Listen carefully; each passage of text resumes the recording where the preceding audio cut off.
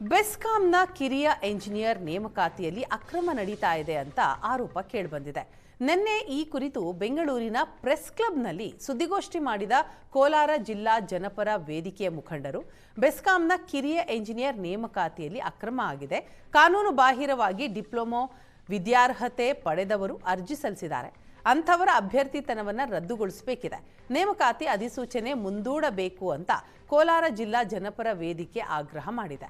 ಬೆಂಗಳೂರಿನ ಪ್ರೆಸ್ ಕ್ಲಬ್ನಲ್ಲಿ ಮಾತನಾಡಿದ ವೇದಿಕೆ ಮುಖಂಡರು, ಚಿಕ್ಕಬಳ್ಳಾಪುರ, ಕೋಲಾರ, ಚಿಂತಾಮಣಿ, ಕೆಜಿಎಫ್, ಬೆಸ್ಕಾಂ ಹಾಗೂ ಕೆಪಿಟಿಸಿಎಲ್ ವಿಭಾಗದ ಸಿಬ್ಬಂದಿ ಅಕ್ರಮ ನಡೆಸ್ತಾ ಇದ್ದಾರೆ. ಬೆಂಗಳೂರಿನ ಖಾಸಗಿ ಕಾಲೇಜಿನಲ್ಲಿ ಡಿಪ್ಲೊಮಾ ಎಲೆಕ್ಟ್ರಿಕಲ್ ವ್ಯಾಸಂಗ ಮಾಡಲು ನಿಯಮ ಬಾಹಿರ ನಿರಾಪೇಕ್ಷಣಾ ಪತ್ರ ಪಡೆದು ಸಂಜೆ ಕಾಲೇಜಿನಲ್ಲಿ ಡಿಪ್ಲೊಮಾ ವಿದ್ಯಾರ್ಹತೆ ಪಡೆದು ನಿಯಮ ಉಲ್ಲಂಘಿಸುತ್ತಿದ್ದಾರೆ. ಕೂಡಲೇ ಸರ್ಕಾರ ಕ್ರಮ ತೆಗೆದುಕೊಳ್ಳಬೇಕಿದೆ ಅಂತ ವೇದಿಕೆ ಕಾನೂನು ಸಲಹೆಗಾರ ವೆಂಕಟಾಚಲಪತಿ ಆಗ್ರಹಿಸಿದ್ದಾರೆ. ಈ ನಾಡಗಿರಿ ಕಾಲೇಜು ಮತ್ತೆ ಇತರ ಕಾಲೇಜುಗಳಲ್ಲಿ, ಸಂಜೆ ಕಾಲೇಜುಗಳಲ್ಲಿ ಇವ್ರೇನ್ ಮಾಡ್ತಾರೆ, ಜಾಯಿನ್ ಆಗ್ತಾರೆ.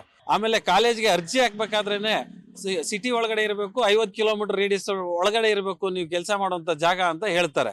ಇಷ್ಟೆಲ್ಲ ಇದ್ರೂ ಇವ್ರು ಹೋಗಿ ಅಡ್ಮಿಷನ್ ಆಗ್ತಾರೆ, ನಕಲ್ ಮಾಡ್ಕೊಂಡು 95, 96, 98% ತಗೊಂಡ್ ಬಂದು ಇಲ್ಲಿ ಅಡ್ಡದಾರೆಯಿಂದ ನೇಮಕಾತಿ ಆಗ್ತಾರೆ. 28/7/2026 ಲಾಸ್ಟ್ ಮಾಡಿದ್ದಾರೆ ಅಧಿಸೂಚನೆನ, ನೋಟಿಫಿಕೇಶನ್. ಬಟ್ ಇದನ್ನ ನಾವು ಒಪ್ಪಲ್ಲ. ಈ ಅಧಿಸೂಚನೆನೇ ಕ್ಯಾನ್ಸಲ್ ಮಾಡಿ ಪ್ರಾಮಾಣಿಕವಾಗಿ ತನಿಖೆ ಮಾಡಿ ಯಾರೆಲ್ಲ ನ್ಯಾಯಯುತವಾಗಿ ಡಿಪ್ಲೊಮಾ ಪದವಿನ ಪಡ್ಕೊಂಡಿದ್ದಾರೆ ಅವ್ರನ್ನ ನೀವು ಹುಡುಕಿ ಅವ್ರಿಗೆ ಮಾತ್ರ ಕೆಲಸ ಕೊಡಿ.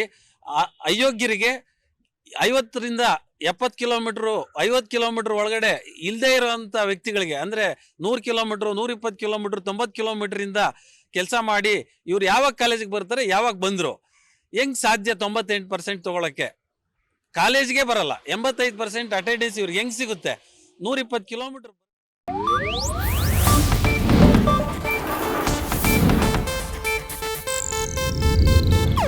ಇದು ಏಷ್ಯಾನೆಟ್ ನ್ಯೂಸ್ ನೆಟ್ವರ್ಕ್ ಪ್ರಸ್ತುತಿ.